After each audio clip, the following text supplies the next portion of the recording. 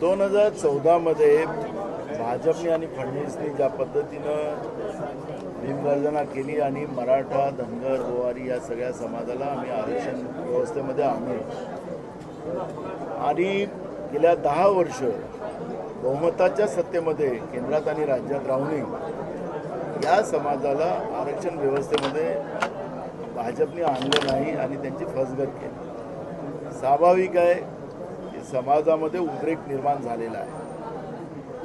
महाराष्ट्रातलं सरकार जे आज महायुतीचं सरकार आहे, या सरकारने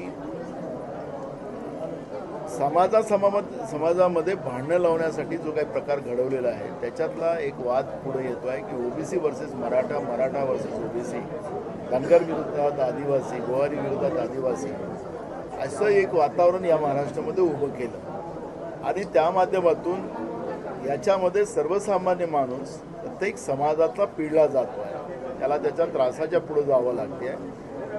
आणि म्हणून काँग्रेस पक्षाने आणि विशेष करून राहुल गांधीजींनी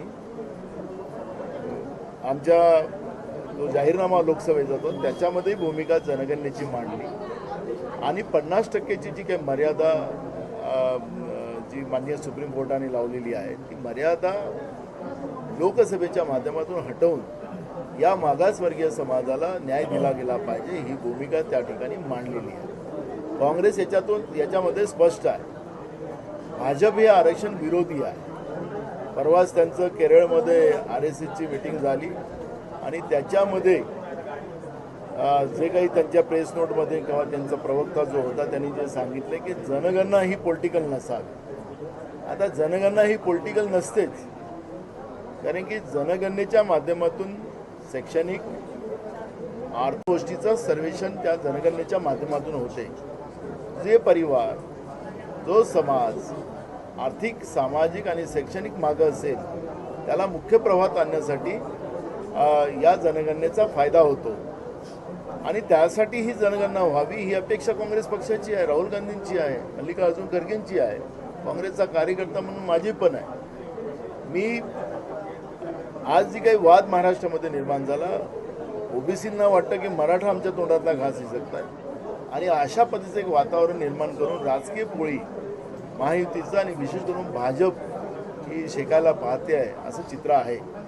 मी याच्या माध्यमातून एवढंच सांगतो की महाराष्ट्रामध्ये बहुमताच्या महाविकास आघाडीचं सरकार जनतेच्या आशीर्वादाने आल्यानंतर हा जो तोडगा आहे हा काँग्रेस पक्ष आणि महाविकास आघाडी त्याला काढेल।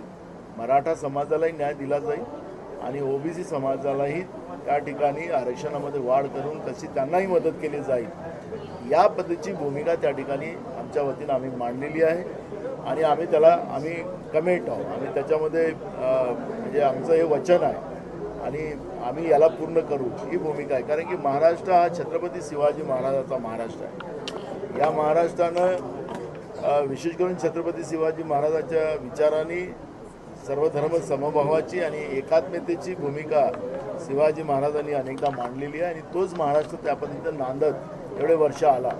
पण आज या महायुतीच्या सरकारने महाराष्ट्रामध्ये सामाजिक तेढ निर्माण करून महाराष्ट्रामध्ये अस्थिरता निर्माण करण्याचं आणि आपसात भांडवण्याचं काम केलेलं आहे, त्याचा आम्ही निषेध करतो।